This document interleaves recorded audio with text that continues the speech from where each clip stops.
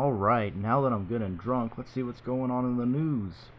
From the New York Times. Can my children be friends with white people? White men must be stopped. The very future of mankind depends on it. From MSNBC. White men pose biggest threat. What?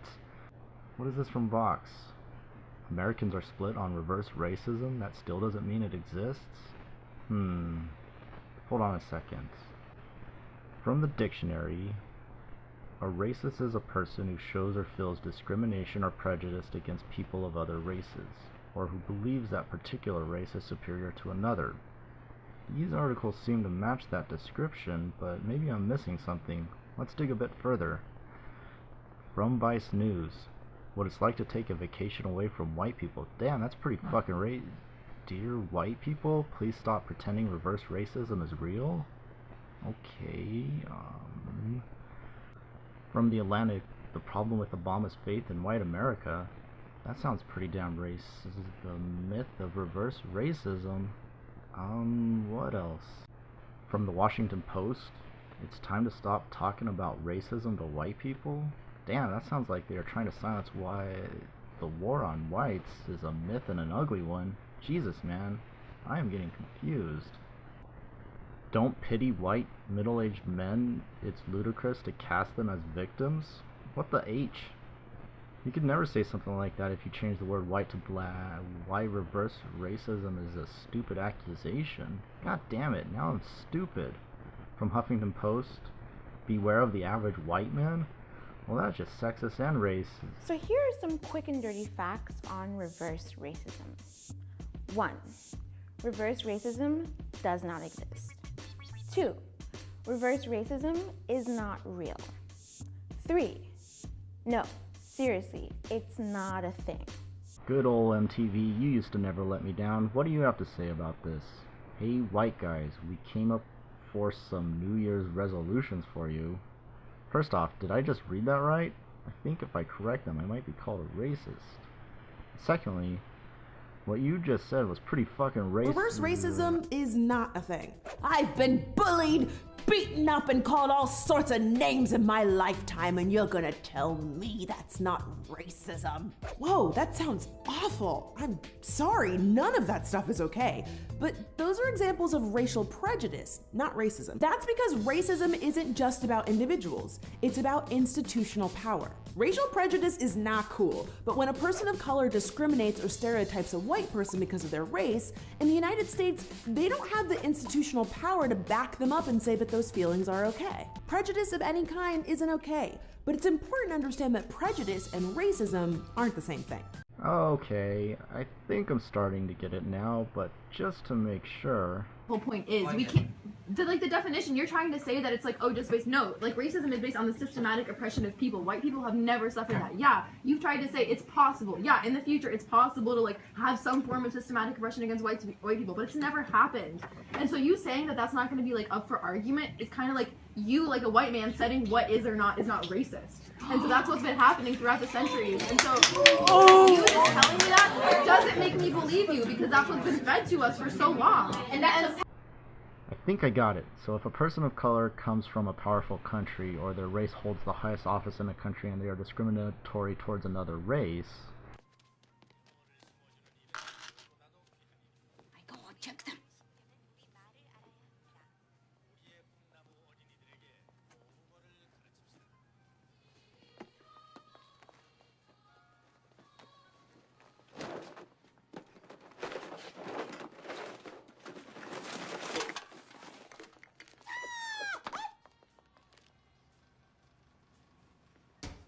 Hurry up and buy.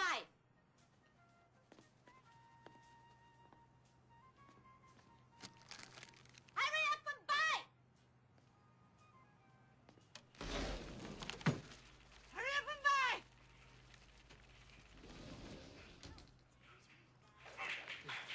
Break yourself. Hey! You dropped something.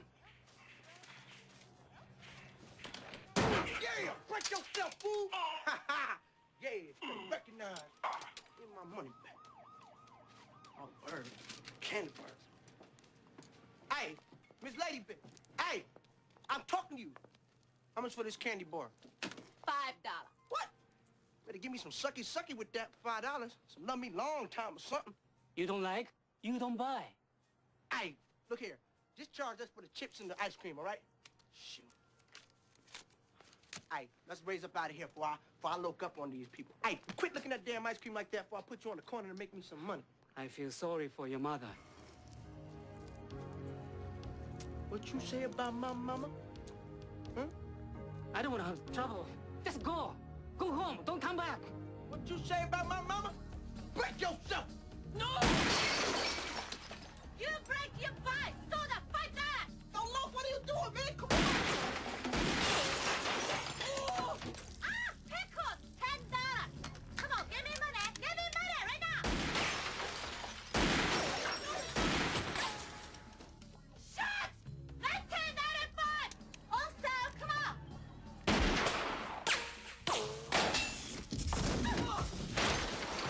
Yo, look, are you crazy? What the hell did you do? Hey, fool, wasn't me. I ain't hurt nobody. Catch. The man.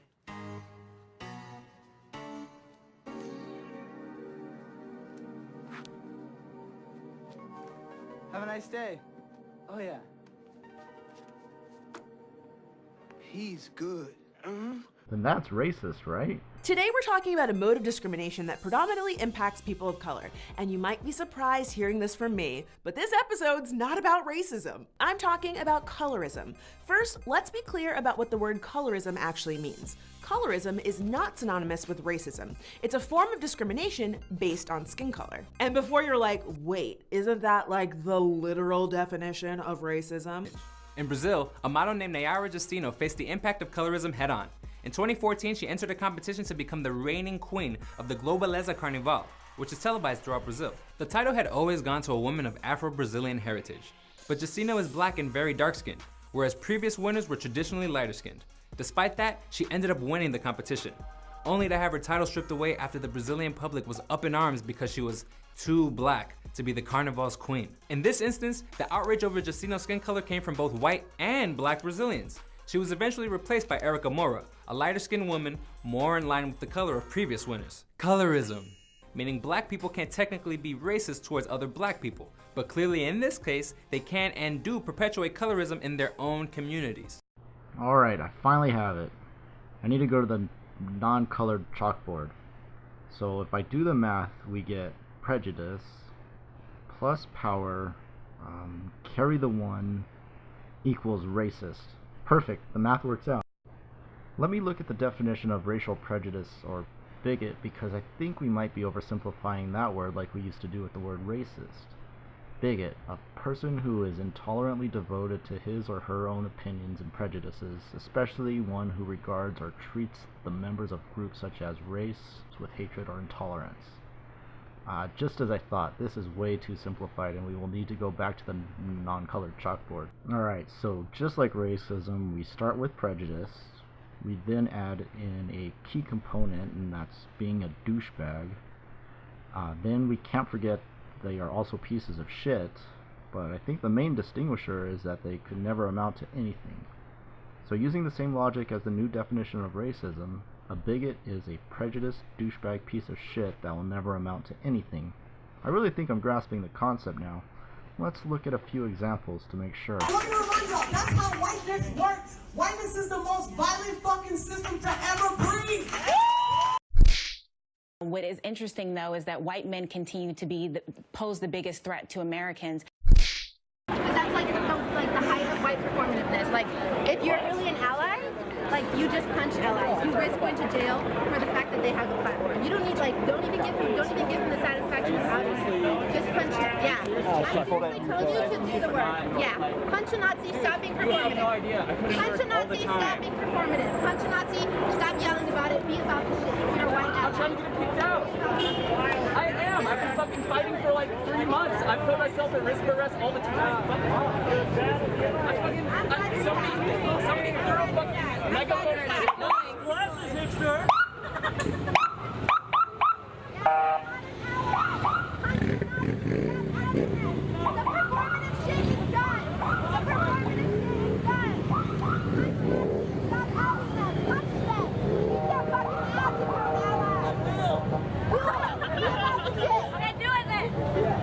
was here last time. You fucking fuck people all day long. You should write your credentials on a giant board for us. Doesn't, you're still white. You're still responsible.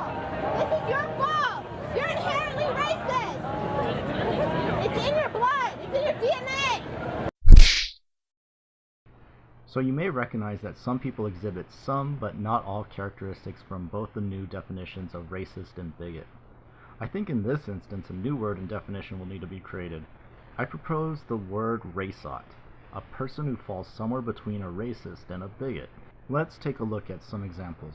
A lot of working class white people are upset and feel their concerns have been ignored. Message received. Thanks, guys. Samantha Bee is prejudiced towards white people. She is also a douchebag, but she has institutional power. Therefore, she is a raceot and would fall somewhere around here on the spectrum. The Justice Department is working on a plan to investigate and potentially sue universities for admission policies that are found to discriminate against white applicants. Finally! You know how many times I go to colleges in America and say, hey, where's all the white people? Trevor Noah stereotypes white people, so he has prejudice.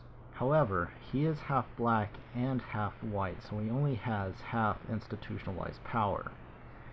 He is therefore a raceot and would fall somewhere around here on the spectrum. You may ask yourself, where does colorism fall in this spectrum?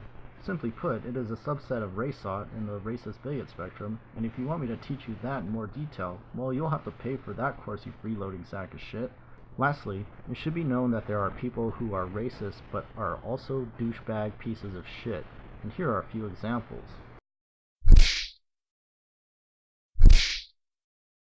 Clearly this is all very stupid. If you judge someone based on the color of their skin, you are an arrogant piece of shit. The Samantha Bees and Franchesca Ramseys of the world, although I assume are trying to do something positive, are derailing the conversation and creating a divide between the different races in our nation, when all they really should be saying is, if you judge someone by the color of their skin, you're a fucking idiot.